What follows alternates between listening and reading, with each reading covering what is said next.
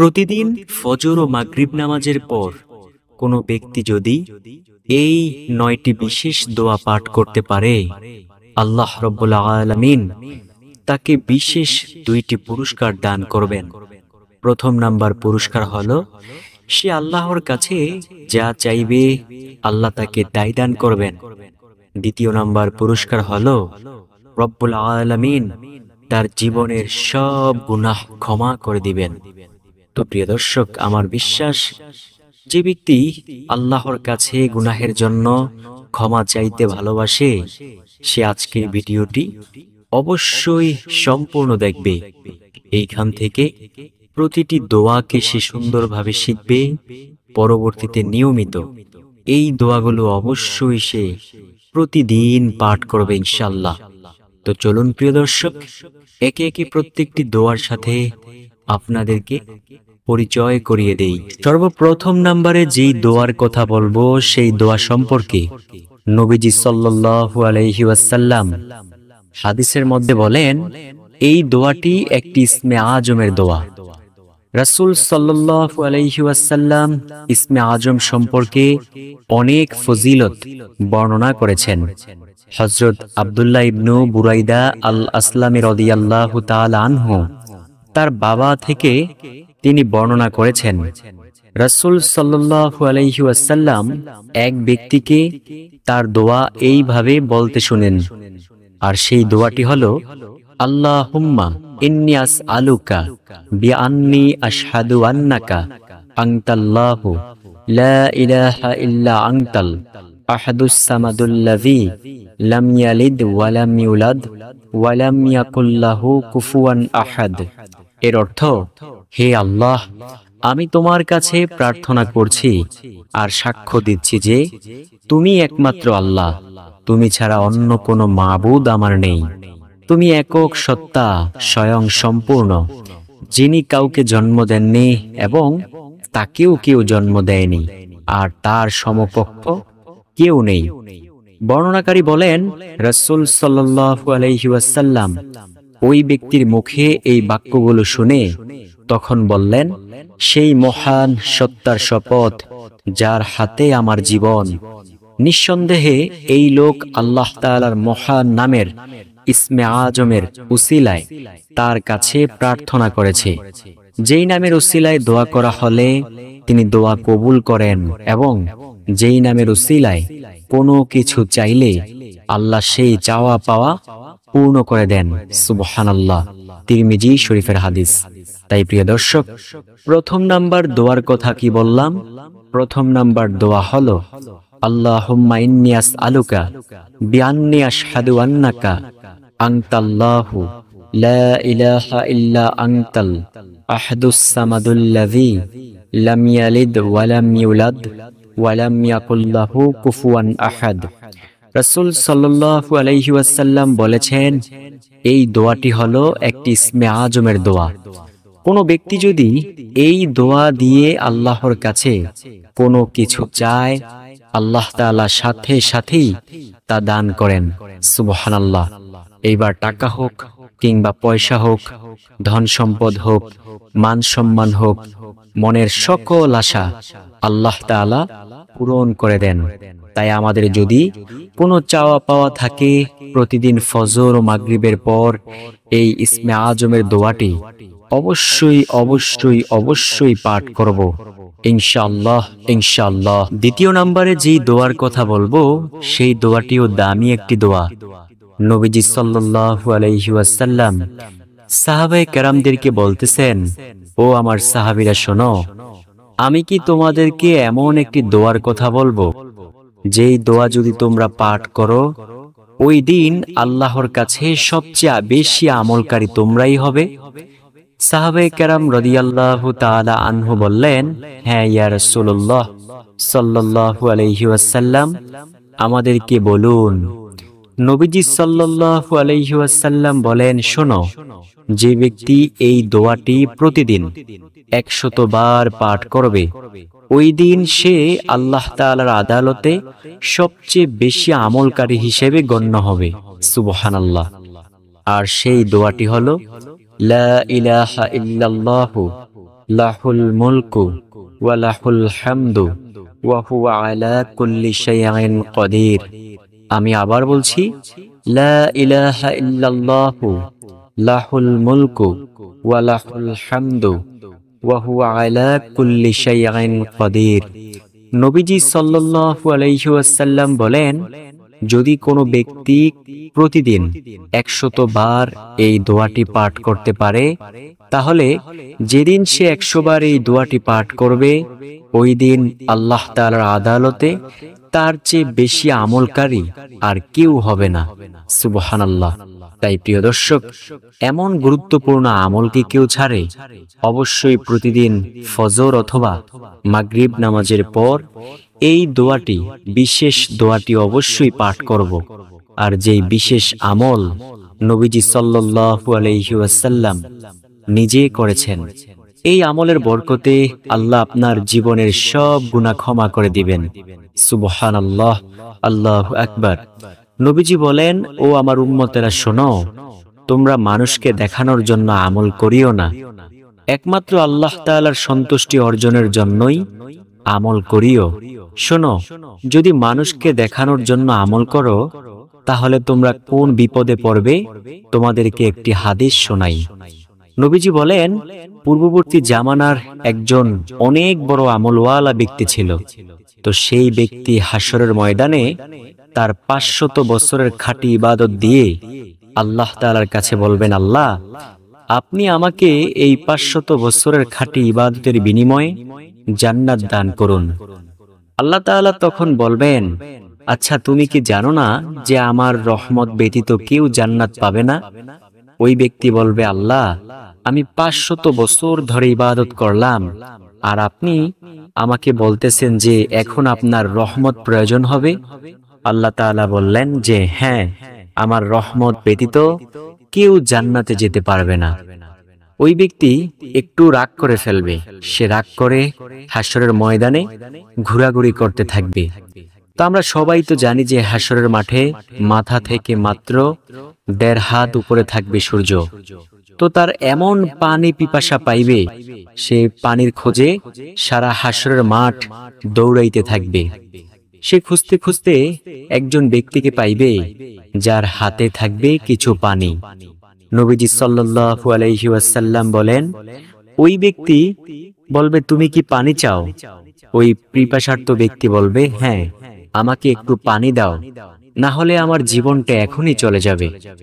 নবীজি সাল্লাল্লাহু আলাইহি ওয়াসাল্লাম বলেন, ওই ব্যক্তি বলবে, তুমি যদি আমার কাছ থেকে পানি নিতে চাও, তাহলে আমার কাছ থেকে পানি নিতে হলে তোমার জীবনে যা কিছু আছে সব কিছু আমাকে দিয়ে দিতে হবে। ওই ব্যক্তি হলো একজন ফেরেশতা। তো এই ফেরেশতা এই কথা বলার পর ওই পিপাসার্থ ব্যক্তি বলবে, হ্যাঁ, আমার জীবনে 500 বছরের ইবাদত আছে, তুমি এই 500 বছরের ইবাদত নিয়ে যাও, তুমি আমাকে একটা গ্লাস পানি দান করো। তখন ওই ব্যক্তি অর্থাৎ ওই ফেরেশতা ওই পিপাসার্থ ব্যক্তিকে 1 গ্লাস পানি দিবে, সে পান করবে, আর তার থেকে বিনিময় নিবে 500 বছরের খাঁটি ইবাদত। তো এখন দেখবে যে 1 গ্লাস পানিয়ে তার কিচ্ছু হয় না, তখন সে আরো পানি চাইবে। পানি চাইলে তখন ওই ফেরেশতা বলবে, তোমার কাছে কি আর কোনো কিছু আছে?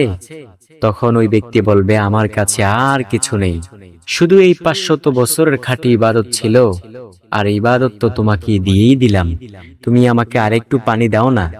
ফেরেশতা বলবে, আর পানি দেওয়া যাবে না, কারণ আমি পানির হাদিয়া গ্রহণ করি, তোমার কাছে যেহেতু কিছুই নেই, তোমাকে আর আমি দিতে পারবো না, তুমি চলে যাও। ওই ব্যক্তি তখন সাথে সাথে মহান মালিকের দরবারে সিজদায় পড়ে যাবে।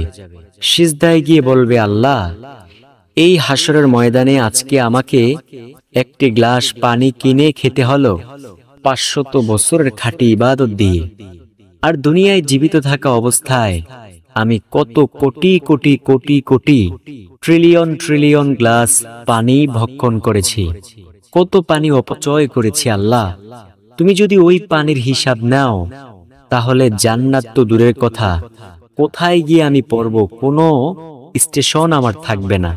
আল্লাহ, আমার বুঝতে বাকি নেই, তোমার রহমত ব্যতীত কেউই জান্নাতে যেতে পারবে না। প্রিয় দর্শক, এক ব্যক্তি 500 বছরের খাঁটি ইবাদত করার পরেও আল্লাহ তাআলার রহমত ব্যতীত সে জান্নাতে যেতে পারে নাই। তাই আমরা দুনিয়ার কোনো মানুষকে দেখানোর জন্য আমল করব না, শুধুমাত্র আল্লাহ তাআলার সন্তুষ্টির জন্যই আমল করব। আর ওই আমলের বিনিময়ে আল্লাহ তাআলা আমাদেরকে জান্নাত দান করবেন ইনশাআল্লাহ। তৃতীয় নাম্বার যেই দোয়ার কথা বলবো, সেই দোয়াটিও দামি একটি দোয়া।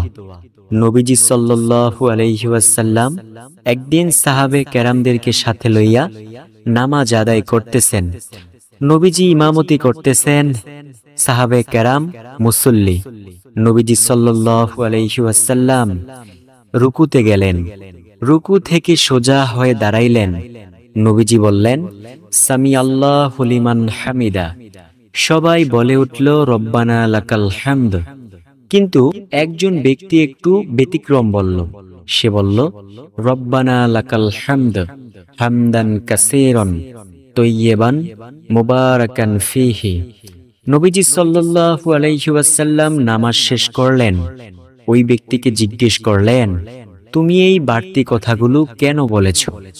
ওই ব্যক্তি ভয়ে ভয়ে উত্তর দিল, ইয়া রাসূলুল্লাহ সাল্লাল্লাহু আলাইহি ওয়াসাল্লাম, এই বাড়তি কথাগুলো আমি বলেছি আমার ভালো লেগেছে, তাই কোনো ক্ষতি হবে নবী? নবীজি সাল্লাল্লাহু আলাইহি ওয়াসাল্লাম বলেন, শোনো, আমি যা দেখি তুমি তা দেখো না, আমি যা শুনি তুমি তা শোনো না। আমি দেখলাম তুমি যখন এই বাড়তি কথাগুলো বলেছ, আল্লাহ তাআলার রহমতের হাজারো ফেরেশতা তোমার আমলনামায় নেক লেখার জন্য প্রতিযোগিতা করতেছে, কে কার আগে তোমার আমলনামায় নেক লিখবে। সুবহানাল্লাহ। তাই প্রিয় দর্শক, যদি আপনি চান যে আপনার আমলনামায় আল্লাহ তাআলার রহমতের ফেরেশতারা অনবরত শুধু নেক লিখুক, তাহলে প্রতিনিয়ত এই যখন ইমাম সাহেব নামাজ পড়াইবেন অথবা আপনি যখন নামাজ পড়বেন, সামি আল্লাহু লিমান হামিদা বলার পর রব্বানা লাকাল হামদ হামদান কাসীরান তাইয়্যিবান মুবারাকান ফীহি, এটা অবশ্যই পাঠ করবেন ইনশাআল্লাহ। তারপরের চতুর্থ নাম্বার যে দোয়ার কথা বলবো, নবীজি সাল্লাল্লাহু আলাইহি ওয়াসাল্লাম বলেন, ও আমার উম্মতেরা শোনো, তোমরা এই সূরা হাশরের শেষ 3 আয়াত পাঠ করিও। প্রিয় দর্শক, যে ব্যক্তি সূরা হাশরের শেষ 3 আয়াত সকালবেলা একবার পাঠ করবে, সারা দিন আল্লাহ তাআলার রহমতের ছায়াতলে সে থাকবে। আবার যদি কোনো ব্যক্তি সন্ধ্যাবেলা একবার সূরা হাশরের শেষ 3 আয়াত পাঠ করতে পারে, আল্লাহ রাব্বুল আলামিনের রহমতের চাদরের নিচে সে সারা রাত থাকবে। সুবহানাল্লাহ। অথচ আমরা অনেকেই পারি না সূরা হাশরের শেষ 3 আয়াত। তো চলুন প্রিয় দর্শক, আমরা একটু শিখে নেই। আউযু বিল্লাহি মিনাশ শাইতানির রাজীম। বিসমিল্লাহির রহমানির রহিম। হুয়াল্লাহুল্লাযী লা ইলাহা ইল্লা হু আলিমুল গায়বি ওয়াশ শাহাদাতি হুয়ার রহমানুর রহিম। হুয়াল্লাহুল্লাযী লা ইলাহা ইল্লা হু আল মালিকুল কুদ্দুসুস সালামুল মুমিনুল মুহাইমিনুল আজিজুল জাব্বারুল মুতাকাব্বির। সুবহানাল্লাহি আম্মা ইউশরিকুন। হুয়াল্লাহুল খালিকুল বারিউল মুসাউবিরু লাহুল আসমাউল হুসনা ইউসাব্বিহু লাহু মা ফিস সামাওয়াতি ওয়াল আরদ ওয়া হুয়াল আজিজুল হাকীম। এটাই হলো সূরা হাশরের শেষ 3 আয়াত। কোনো ব্যক্তি যদি ফজরের পর পাঠ করে, সারা দিন সে আল্লাহ তাআলার রহমতের চাদরের নিচে থাকবে। আবার কোনো ব্যক্তি যদি সন্ধ্যাবেলা একবার পাঠ করে, সারা রাত সে আল্লাহ তাআলার রহমতের চাদরের নিচে থাকবে। সুবহানাল্লাহ, আল্লাহু আকবার। তারপরের পঞ্চম নাম্বার যে দোয়ার কথা বলবো, নবীজি সাল্লাল্লাহু আলাইহি ওয়াসাল্লাম বলেন, কোনো ব্যক্তি যদি প্রতিদিন প্রত্যেক ফরজ সালাতের পর আয়াতুল কুরসি পাঠ করতে পারে, তার জান্নাতে যাওয়ার জন্য কোনো বাধা থাকে না। মৃত্যুর পর সে সাথে সাথে জান্নাতে চলে যাবে। শুধুমাত্র একটা বাধাই থাকে, সেটা হলো মৃত্যু। যখনই তার মৃত্যু হবে, সাথে সাথে আল্লাহ সুবহানাহু ওয়া তাআলা তাকে জান্নাত দান করবেন। সুবহানাল্লাহ। নবীজি সাল্লাল্লাহু আলাইহি ওয়াসাল্লাম বলেন, শোনো, সেই আয়াতুল কুরসি হলো সূরাতুল বাকারার 255 নং আয়াত, আর সেটা হলো আল্লাহু লা ইলাহা ইল্লা হুয়াল হাইয়ুল কাইয়্যুম লা তাখুযুহু সিনাতু ওয়া লা নাউম লাহু মা ফিস সামাওয়াতি ওয়া মা ফিল আরদ মান যাল্লাযী ইয়াশফাউ ইনদাহু ইল্লা বিইজনিহি ইয়ালামু মা বাইনা আইদিহিম ওয়া মা খালফাহুম ওয়া লা ইউহিতুনা বিশাইইন মিন ইলমিহি ইল্লা বিমা শাআ ওয়াসি'a কুরসিয়্যুহুস সামাওয়াতি ওয়াল আরদ ওয়া লা ইয়াউদুহু হিফযুহুমা ওয়া হুয়াল আলিয়্যুল আযীম। এটাই হলো সেই আয়াতুল কুরসি। আমি ভেঙ্গে ভেঙ্গে আপনাদেরকে বলে দিয়েছি। আপনি চাইলে এখান থেকে শিখতে পারেন, অথবা ভালো কোনো কারি থেকে শিখতে পারেন, অথবা মসজিদের ইমাম সাহেব থেকে শিখতে পারেন। নবীজি সাল্লাল্লাহু আলাইহি ওয়াসাল্লাম বলেন, যে ব্যক্তি প্রতিদিন প্রত্যেক ফরজ নামাজের পর আয়াতুল কুরসি পাঠ করবে, তার জান্নাতে যাওয়ার জন্য কোনো বাধা থাকে না, শুধু একটা বাধাই থাকে, আর সেটা হলো মৃত্যু। যখনই সে মৃত্যুবরণ করবে, সাথে সাথে আল্লাহর জান্নাতে চলে যাবে। সুবহানাল্লাহ। 6 নম্বর যে দোয়ার কথা বলবো, সেই দোয়াটি হলো এই দোয়া। নবীজি সাল্লাল্লাহু আলাইহি ওয়াসাল্লাম যখন দুনিয়ার কল্যাণ চাইতেন, আখিরাতের কল্যাণ চাইতেন, জাহান্নামের আগুন থেকে পানাহ চাইতেন, তখন তিনি বলতেন, রব্বানা আতিনা ফিদ দুনিয়া হাসানা ওয়া ফিল আখিরাতি হাসানা ওয়া কিনা আযাবান নার। আর যদি একবারে বলে ফেলেন, তখন বলবেন, রব্বানা আতিনা ফিদ দুনিয়া হাসানাতাও ওয়া ফিল আখিরাতি হাসানাতাও ওয়া কিনা আযাবান নার। প্রিয় দর্শক, এই দোয়া অবশ্যই বেশি বেশি পরিমাণে পাঠ করবেন। 7 নাম্বার যে দোয়ার কথা বলবো, আপনি প্রতিদিন ফজর ও মাগরিবের পর 7 বার করে পড়বেন, আল্লাহুম্মা আজিরনি মিনান নার, আল্লাহুম্মা আজিরনি মিনান নার, আল্লাহুম্মা আজিরনি মিনান নার। যদি আপনি এই দোয়া পাঠ করতে পারেন, আল্লাহ আপনাকে জাহান্নামের আগুন থেকে বাঁচিয়ে দিবেন। প্রিয় দর্শক, জাহান্নামের 1 সেকেন্ডের আযাব সহ্য করার মতো ক্ষমতা এই পৃথিবীর কারণেই আমাদের কারোই নেই। আমরা কেন গুনাহ করি? আমাদের একটু ভাবা দরকার যে মৃত্যুর পর যদি জাহান্নামে চলে যাই, তাহলে আর সেইখান থেকে ফিরতে পারবো না। কোন দিন আল্লাহ তাআলা মায়া করে ভালোবেসে ফিরায়? যদি ঈমান থাকে তাহলে না ফিরাবে, আর যদি না থাকে তাহলে তো চিরস্থায়ী জাহান্নামী হয়ে যাব। প্রিয় দর্শক, নবী বলেন, জাহান্নামের 1 সেকেন্ডের আযাব সহ্য করার মতো ক্ষমতা এই পৃথিবীর কারো নেই। 8 নাম্বার যেই আমলের কথা বলবো, এটা একটি আমল। নবীজি সাল্লাল্লাহু আলাইহি ওয়াসাল্লামের সামনে কিছু সাহাবে কেরাম বসা ছিলেন। নবীজি সাল্লাল্লাহু আলাইহি ওয়াসাল্লাম বলেন, ও আমার সাহাবীরা শোনো, আমি তোমাদেরকে একটি আমলের কথা বলছি। যদি তোমরা এই আমল করতে পারো, তাহলে আল্লাহ তাআলা তোমাদেরকে সম্পূর্ণ কুরআনুল কারীম 10 বার খতম করার সমান সওয়াব দিবে। সাহাবে কেরাম তো ছিল আমলের জন্য পাগল পারা। সাহাবে কেরাম রাদিয়াল্লাহু তাআলা আলাইহিম আজমাইন বললেন, ঠিক আছে নবী, আপনি আমাদেরকে বলুন।